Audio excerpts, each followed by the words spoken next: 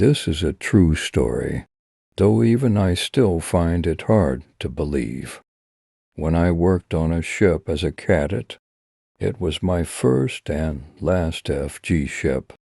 FG stand for foreigner going. The name of that ship was MBS Pro B, and the entire crew on board was Indian. I still vividly remember it was March 2006. We were traveling through the North Atlantic. Heading towards Italy, our ship was loaded with wheat, and we were maintaining the hatch covers. Hatch covers are the parts used to seal the cargo holes. Like lid on a box, the number of hatch cover was partially opened. It was located at the front part of the ship, and painting work was going on there. We couldn't complete the work that day, so we left it open to let it dry. At around 10 p.m., the chief officer called me to my cabin. He asked me to close the hatch cover.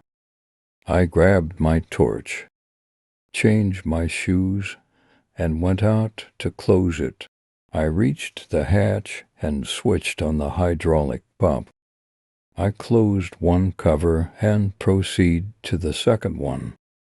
When I got there, my torch malfunctioned and switched off. I contacted the control room and requested them to turn on the lights for that part of the ship. They said it would take 2 or 3 minutes. As I stood there waiting, I suddenly heard a scratching sound behind me. It sounded as if someone was scraping the walls. I turned around, and there she was. A woman wearing light clothing with short hair. Despite the darkness, I could see her clearly. She began walking towards me slowly, taking about 30 seconds to get closer.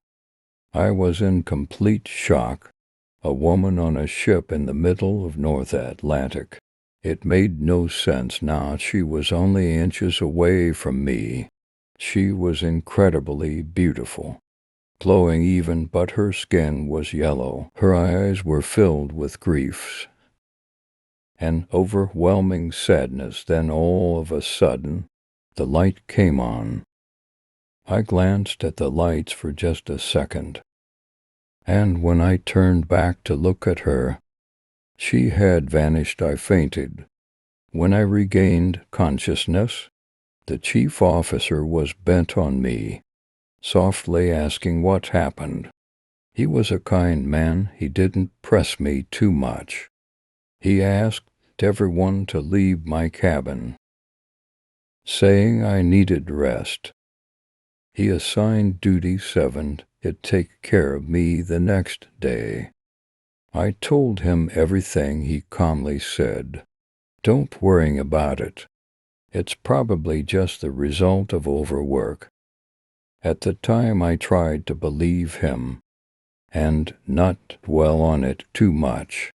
The following month, we loaded steel quires in Egypt and were bound for America.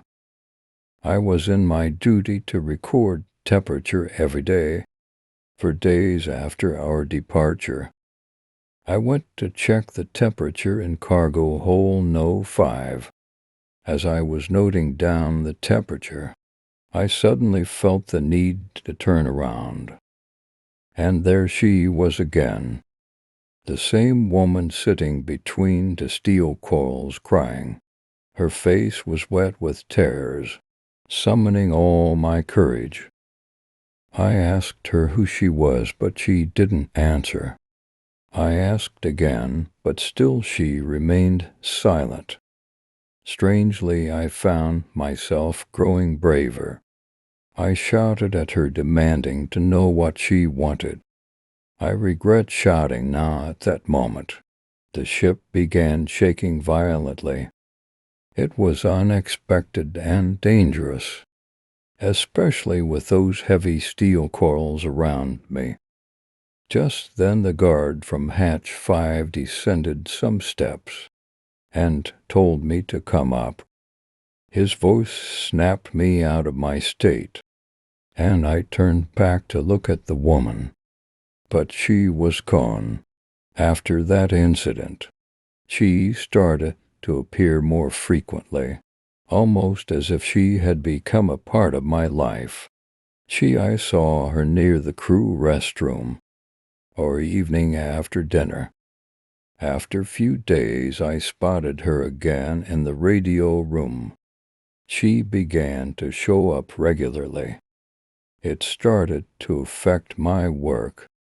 I asked her countless times, how could I help you or what she wanted? But she never replied. She just stared at me, her eyes filled with sorrow. I eventually told the other officers everything. They took me seriously and reported it to the chief officer. However, the chief was not pleased with my performance and thought I was making excuses.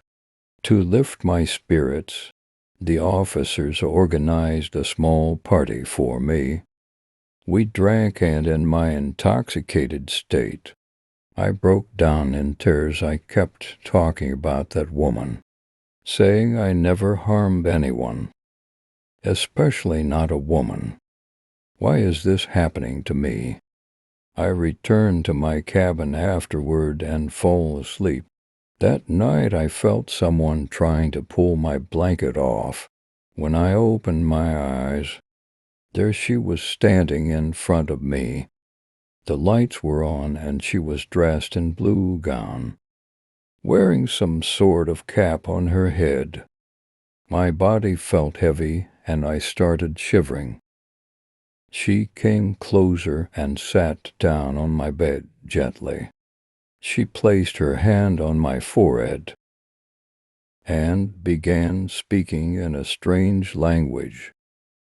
She smiled beautifully, and although I couldn't understand her words, I felt as though she was telling me not to worry, that everything would be all right.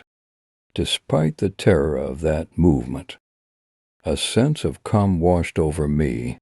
I fell asleep. That was the last time I saw her.